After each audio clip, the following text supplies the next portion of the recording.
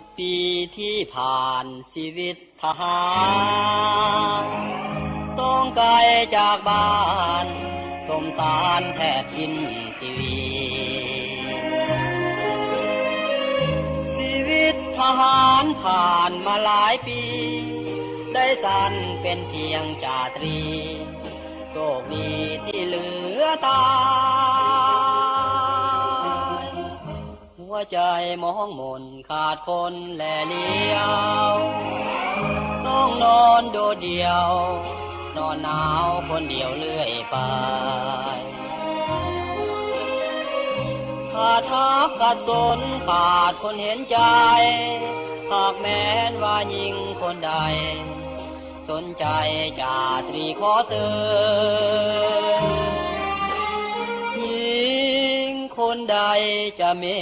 ตตาโปรดกรุณา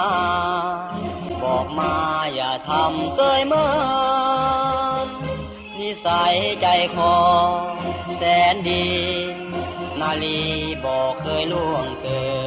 นเกียรติการพนันก็มันเผาผลาญแต่เงิน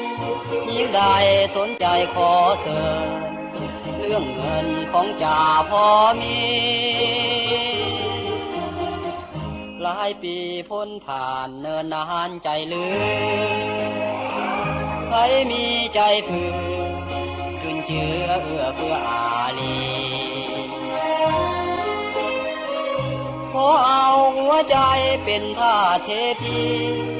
ยิ่งใดอยากได้ผัวดี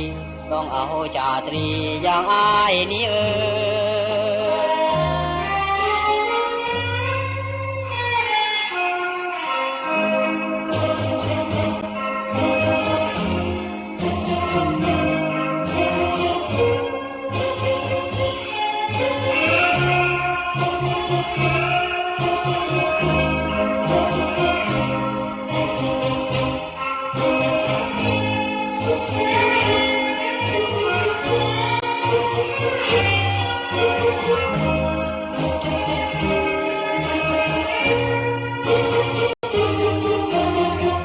หลายปีพ้นผ่านเนินนานใจลืมใครมีใจเผื่อจุนเจือเอื้อเฟื้ออารีขอเอาหัวใจเป็นท่าเทพียิ่งใดอยากได้ผัวดีต้องเอาจ่าตรีอย่างอายนี้